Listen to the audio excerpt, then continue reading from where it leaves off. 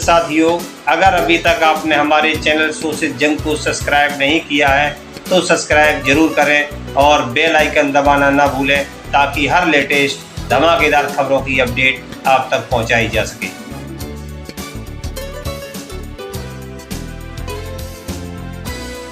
Sultanpur jewellery shop डकैती मामले में उत्तर प्रदेश के डीजीपी प्रशांत कुमार ने की बड़ी प्रेस कॉन्फ्रेंस। पुलिस की कार्यशैली पर उठ रहे सवालों को लेकर मीडिया से रूबरू हुए प्रशांत कुमार। पुलिस ने साक्ष्यों के आधार पर ही की है निष्पक्ष कार्रवाई, बोले डीजीपी प्रशांत कुमार। 28 अगस्त 2024 को दिन दहाड़े हुई थी सुल्तानपुर के कोतवाली नगर क्षेत्र में भारत ज्वेलर्स के यहां डकैती कांड में गैंग लीडर विपिन सिंह समेत थे कुल 12 लोग शामिल। डकैती कांड में शामिल लोगों के नाम बताए जा रहे हैं विपिन सिंह, पुष्पेंद्र, डब्लू, सचिन, फुरकान, अनुज अरबाज, मंगेश यादव, अंकित, विनय शुक्ला, अरविंद, विवेक और दुर्गेश। इस डकैती कांड के मुख्य आरोपी विपिन सिंह ने कर दिया था कोर्ट में सरेंडर। 3 अन्य आरोपियों को पुलिस ने एनकाउंटर में घायल होने पर किया गिरफ्तार। वहीं एक आरोपी मंगेश यादव मुठभेड़ में हो गया ढेर, बाकी की तलाश जारी। ज्ञात रहे मंगेश यादव के एनकाउंटर से पुलिस पर सवाल उठने लगे। बताया जा रहा है कि 28 अगस्त की दोपहर को जिस वक्त भारत ज्वेलर्स पर डाका पड़ा था उस वक्त मंगेश यादव उक्त शोरूम में डकैती डाल रहा था। ठीक उसी वक्त वो सुल्तानपुर से करीब 90 किलोमीटर दूर अपनी बहन के साथ उसके स्कूल में भी मौजूद था। ऐसा कैसे हो सकता है? उससे बड़ा सवाल कि अपने 3 साथियों के एनकाउंटर की खबर मिलने के बाद भी मंगेश यादव अपने घर पर आराम से कैसे सो रहा था, जैसा कि उसके घर वाले उसको घर से उठा ले जाने का आरोप लगा रहे। वहीं सपा मुखिया अखिलेश यादव ने सुल्तानपुर एनकाउंटर को लेकर बड़ा बयान दिया। अखिलेश यादव ने कहा कि मंगेश यादव का एनकाउंटर नहीं बल्कि हत्या हुई है। देखिए अपने बयान में क्या बोले सपा मुखिया अखिलेश यादव। तो एक तरफ तो जहां ये लूट मची उत्तर प्रदेश में, वहीं अन्याय की सब सीमा टूट गई हैं। अभी हमें सुल्तानपुर के परिवार के सदस्य मिले जिनके बेटा इंजीनियर। कोई कल्पना कर सकता है आज के समय पर कि मुंह पर टेप लगा दिया जाए, हाथ पैर बांध दिए जाएं और पीट पीट करके उसकी जान ले ली जाए? क्या ये सुल्तानपुर की पहली घटना थी? इससे पहले भी इसी तरह की घटना हुई थी। अगर आपको याद हो कि भारतीय जनता पार्टी से संबंधित रखने वाले ने एक हत्या की थी वहीं पर सुल्तानपुर में। और अभी जो झूठी कहानी पढ़ी जा रही है इनकाउंटर को लेकर के,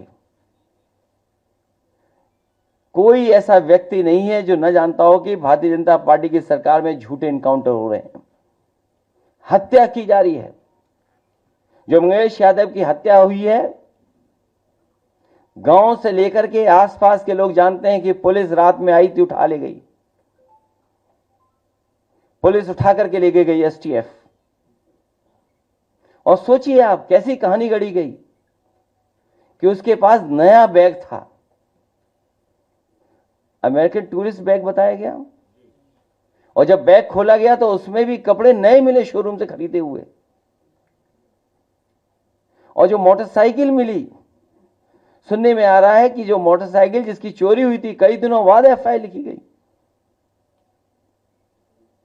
और उसके घर परिवार के लोगों के मां का इनको दर्द समझ में नहीं आ रहा, बहन के आंसू नहीं समझ में आ रहे हैं। और सोचिए कैसा दिमाग इनका। सरकार ने कैसी होशियारी दिखाई कि चप्पल में इनकाउंटर कर दिया। बताइए आप कैसा दिमाग है इन लोगों का, क्या होशियारी दिखाई। कौन नई तस्वीर देख करके बता सकता है कि यह झूठा इनकाउंटर हुआ था? और यह पहला झूठा इनकाउंटर नहीं है यूपी का। तमाम इनकाउंटरों पे उंगली उठी है। जिस समय पहला इनकाउंटर नोएडा में जिम इंस्ट्रक्टर को हुआ था, उस समय भी हम लोगों ने कहा था कि पुलिस वालों ने लूटने के लिए, दबाव बनाने के लिए हत्या का प्रयास किया है और उस समय भी कार्रवाई नहीं हुई है। अभी तक जितनी भी हत्याएं हुई हैं या इनकाउंटर हुए हैं, सबसे ज्यादा पीड़ित परिवार के लोगों की हत्या की है सरकार ने। हम लोग न्याय दिलाने के लिए सदन से लेकर के और संघर्ष के बीच में भी जाना पड़ेगा, तो समाजवादी लोग पीछे नहीं रह सकते। और भाजपा ने तो इतने इनकाउंटर किए, उत्तर प्रदेश को फर्जी इनकाउंटर की राजधानी बना दी इन्होंने। जी हां साथियों, ये थे उत्तर प्रदेश के पूर्व मुख्यमंत्री सपा मुखिया अखिलेश यादव। फिलहाल किंतु परंतु के बीच देखिए इस डकैती कांड को लेकर मीडिया से रूबरू होते हुए क्या बोले डीजीपी प्रशांत कुमार। जो तथ्यात्मक चीजें थी वो संबंधित अधिकारियों ने आपके साथ शेयर किया।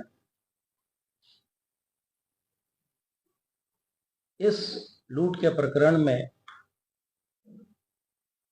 100% सोने की बरामदगी की जा चुकी है।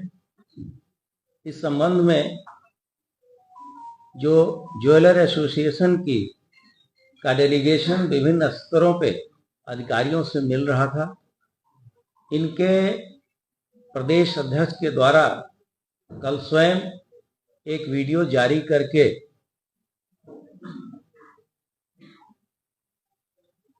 मीडिया के माध्यम से सबको अवगत कराया गया कि हमारी 100% बरामदगी की जा चुकी है।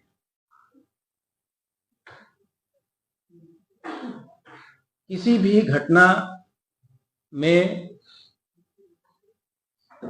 पुलिस का प्रथम उद्देश्य घटना को अनावृत करने का है और अपराधियों को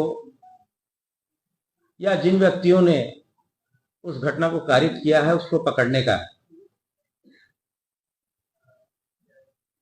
लेकिन जब भी पुलिस कोई कार्रवाई करती है उस दौरान बदमाशों के द्वारा भी फायरिंग पुलिस पे की जाती है। ऐसे स्थिति में जो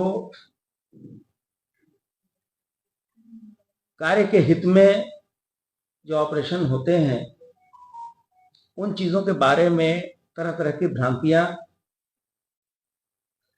लोगों के द्वारा फैलाई जाती हैं। समय समय पे इस मुख्यालय के द्वारा स्पष्ट किया जाता रहा है कि जितने भी पुलिस ऑपरेशंस होते हैं उसमें जो माननीय सर्वोच्च न्यायालय के निर्देश हैं, एक पीयूसीएल गाइडलाइंस के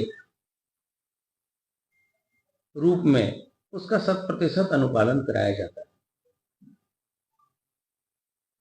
बहुत सारी ऐसे ऑपरेशंस हुए जिन सभी को आपने कवर किया है और उत्तर प्रदेश पुलिस के ऊपर अभी तक किसी भी प्रकरण में किसी भी संवैधानिक संस्था के द्वारा उंगली नहीं उठाई गई।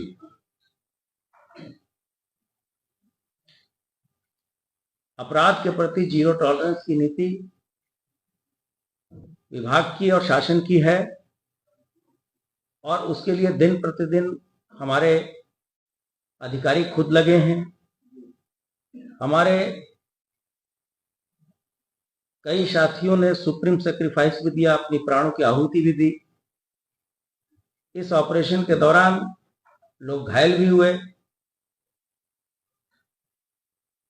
एक ये भी चीजें चलाई जाती है कि ये यूपी पुलिस ट्रिगर हैप्पी है, ये सर्वथा अनुचित है। उत्तर प्रदेश पुलिस राज्य की जनता की सेवा के लिए सभी तरह के कार्य कर रही है। आप लोगों ने खुद देखा है कि पिछले 13 महीने में 50,000 से अधिक कन्विक्शन हम लोगों ने सिक्योर किए हैं। वो हमारे विभाग के अंदर हम लोगों ने गवाहों को प्रोड्यूस किया कोर्ट में, उनके गवाहों की सुरक्षा दी, उसकी पैरोकारी करी। ऐसे अपराधी जिनका 40 साल से लंबा इतिहास था, उनको भी सजा दिलाने में हम लोग सफल हुए हैं। उसके कारण एक अच्छा माहौल, एक अच्छा इकोसिस्टम प्रदेश में बना है और जितने भी ऐसे लोग जो कि प्रदेश के विकास और उन्नति में, प्रदेश के जीडीपी को बढ़ाने में सहयोग दे रहे हैं, चाहे हमारे व्यापारी हों, हमारे इंडस्ट्रीज हों, बड़ी बड़ी फैक्ट्रियां हों, सबको एक ऐसा माहौल दिया गया है जिसमें वो बिना किसी भय के, भयमुक्त समाज में अपने इच्छा के अनुरूप अपने व्यवसाय को चलाएं और रोजगार पैदा करें और उसमें प्रदेश की जनता का भला हो। इस संबंध में जो भी एक समग्र प्रेस रिलीज होगा वो शीघ्र ही हम आपके ग्रुप में डालेंगे, ताकि इन चीजों को जो हमारे प्रिंट मीडिया के साथी हैं उसको प्रॉपरली कवर कर सके।